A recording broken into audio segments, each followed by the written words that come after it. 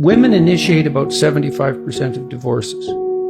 And there are multiple reasons for that. What one reason is that women are higher in trait neuroticism. They're more sensitive to negative emotion. So they feel more units of negative emotion subjectively per unit of stress. That's a way of thinking about it. And so they get unhappy faster. Now, why is that? Well, the jury's out on that, but some possible reasons. It seems to kick in at puberty because it's not true for boys and girls. They're smaller, their upper bodies aren't as strong, they're not likely to win physical contests, especially with men, especially with tough men, despite the Marvel movies. And so the world is more dangerous for them in some sense physically, but I think more importantly is the fact that they are going to bear primary responsibility for dependent infants. And if you have an infant depending on you, you should react to the world as if it's more dangerous than you might if it was just you navigating through it. Dating and marriage aren't what they used to be. Now, you can predict divorce from afar. This video isn't going to be talking about the prediction that a divorce is around the corner. No, this video is going to talk about the rules of marriage and dating. Somebody once told me, love them where you find them and leave them where you love them. I had no idea what that meant, I asked. He winked at me and offered me a beer, but he didn't explain. So I started thinking. Love is the purpose of life. I'm talking about real love, unconditional, everlasting love. Love that is deep and that treats the other as more important than yourself, because she is. Marrying your soulmate is the best way to express that love. You now live with your best friend, your confidant, your partner, the woman you love more than anything in the world, your life companion. Somebody who listens to your problems, provided you're not a selfish talker. Don't overburden her with a bunch of crap that should be kept to yourself. That's what blogs are for. You will share your lives together, and both of you will be better for it. Through teamwork, through trust, you will see things, do things, go places, and accomplish far more than either of you could have done alone. I want to get married again, so badly, but I can't. The American woman no longer has the same idea of what love is. To her, love is money, a fat bank account, sex with the stranger she met last weekend at the corner bar. An American woman wants her husband to pick up where daddy left off, buy her all the consumer goods she wants. Weekend trips to the Louis Vuitton store on Rue Saint-Germain in Paris every couple of weekends. Shoes and purses made by Louis Vuitton. Gold and diamond jewelry. Daily shopping trips to Neiman Marcus on Park Avenue in Manhattan. A kitchen full of Sub-Zero equipment and marble countertops. A new house designed to look like an English manor house on a street of identical estates at the local country club. Decoration done by an interior decorator who chooses a design down to the paint on the walls by Ralph Lauren, a gold-plated toilet. A Lexus, a man who will support her in her quest for self-improvement, tits and nose job, going gluten-free, keeping her in Xanax and Chardonnay, nostril yoga, trips to the local New Age trance channeler, and past life regressionist who will tell her what she's always suspected, that she was Cleopatra in a past life. A man who will pay the bill with a smile. He is expected to buy all the latest eye crap for her children. He is to buy them designer clothing with flashy labels. Tommy Hilfiger, hot pink and gold Air Jordan tennis shoes.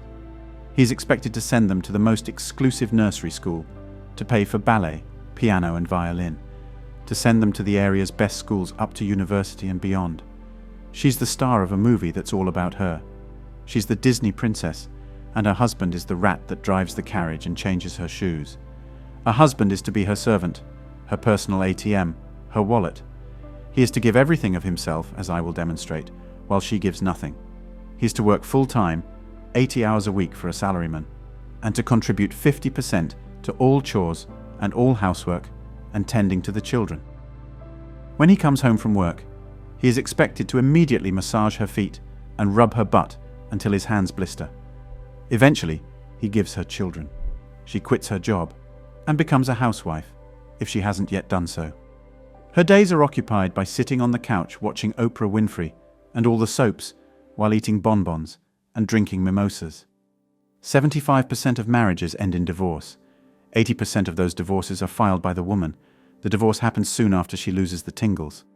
When the husband walks into the room, does nothing, and says nothing, she resents his breathing. It irritates her. All that resentment. She tells him she hates his face. He's hurt and uncomprehending. Irritation builds. It fills her with rage. So much rage that it ends up like Johnny Depp and Amber Heard, or perhaps in a bobidectomy, extreme violence, severed members.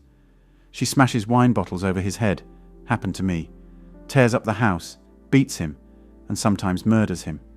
Why the divorce? She won't admit it, but you can figure it out for yourself if you keep watching.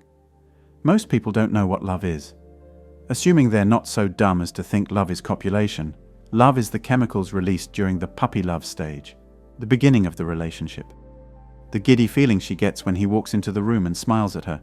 For perhaps 6 months after marriage, these chemicals are flooding her brain. To her, romance is chemical. What happens after 6 months? The brain adapts. All that dopamine, serotonin, oxytocin, and the rest goes back to normal. She doesn't get the tingles anymore. Of course, she won't know this. She believes love is the Prince Charming story she saw on television. She'll sit around and wonder why she doesn't feel like she's walking on air anymore. She'll think of all the things he did that annoy her. The way he breathes, the way he hesitates and thinks before he answers a question, how his feelings get hurt when she completes his sentences for him or rolls her eyes at him, how she suspects he's a queer because he's so sensitive, how he's not always politically correct, the way he puts away the dishes, the way he mows the lawn, the way he can't read her mind. The idea is that if he really loves her, he'll know why she's not happy, and know what she needs, and know how to make her happy. She'll resent him for it, all of it. It's all your fault, she declares. The blame game starts. He's shocked at her accusations. Until that moment, he thought everything was okay. He thought she loved him. She said she did the night before. He still loves her, and would have loved her for the rest of his life. Her feminist friends will congratulate her courage for leaving him. They will give her toasts and dinners, and nights out slutting up the town at all the bars. She will be a hero. The turd on top of the shit cake is that she gets it all. In nearly every courtroom, the woman gets everything. Alimony for life, 95% of the time. Half the man's belongings, 95% of the time. The house, 95% of the time. Custody of children, and a slave for life. Even if they've been married for a day, and she contributed nothing. The American woman no longer has nothing to offer.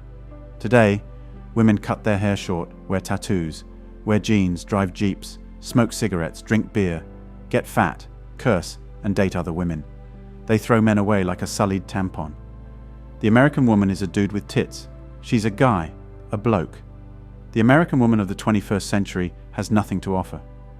I feel sad for this generation. A wise man once said, "Marriage with children is the end of life as we know it." This rant is about feminism. It's about Americanized women, women of the United States of America and Western Europe. Men have given up on marriage with Western women. That's all for today on Manhood. Remember to smash the like and subscribe buttons, and also click on the notification bell to be the first to know when I drop a new video. If you find value in my videos, you can show your support through PayPal or Cash App. The links are in the description. See you next time. Cheers!